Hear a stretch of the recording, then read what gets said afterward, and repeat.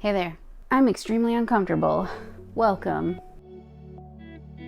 I have this quilt.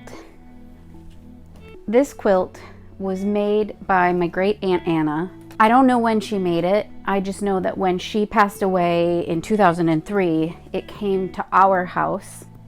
It has been, I just pricked myself.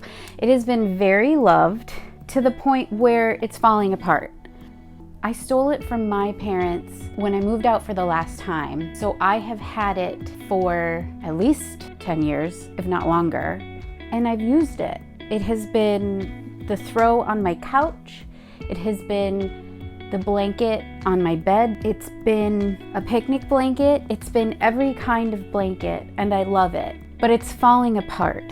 My great aunt was not a seamstress, and neither am I. Don't let this fool you. Even though I made this, I had step-by-step instructions. There were pictures and a ton of YouTube video references. My sewing knowledge is how to roughly hem pants, how to shoddily sew up a hole. I am not a skilled seamstress. I am just good enough to be passable. But that isn't going to stop me from repairing this quilt. As you can see, I actually have already started. I spent a Saturday afternoon already cutting out some of the most tattered bits, and my plan is to use this bedding as replacement fabric. Some of this is not in great shape, and actually I might go back and redo some of the work that I did because I used more worn pieces, and I regret it because I think it's gonna end up falling apart just as quickly, where I have some pieces that are less worn, some areas of the fitted sheets that still have a good bit of life in them. You can tell how dark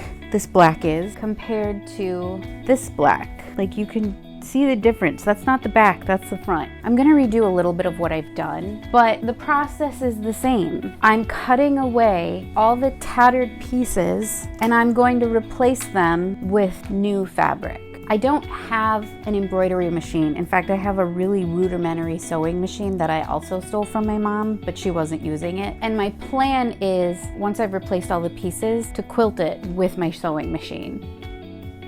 I think that's what it's called. I mean, there's batting in between it, and then I'm going to do the stitching all over it. I believe that's what quilting is. If there's any seamstresses or seamstressers, is it different, male versus female? Does it matter? Are we all just seamstresses? If someone correct me, please. I don't want to be wrong. Anyways, my plan is to quilt the whole thing with my sewing machine, but we're getting ahead of ourselves a little bit. So yeah, this is an introduction to this project. This blanket, and I've laid it out on the floor for you to see, this blanket is in pieces all over. There's no way I'm gonna get this done in an afternoon, or one video, or 2 videos, or maybe even 3 videos. Why? Because I got other stuff going on.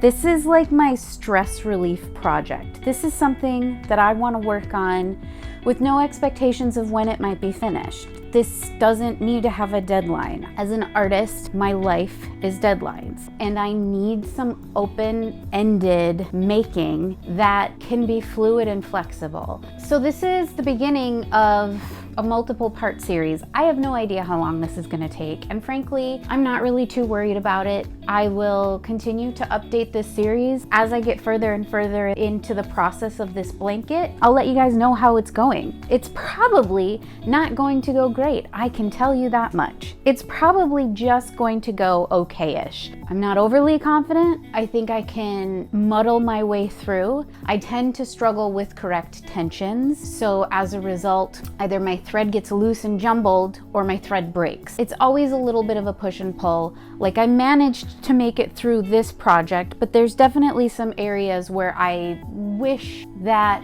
I would know more about sewing because I could have avoided some issues on this. She a dusty hoe. Yeah, there you go. I don't have anything else to say. So, okay, bye.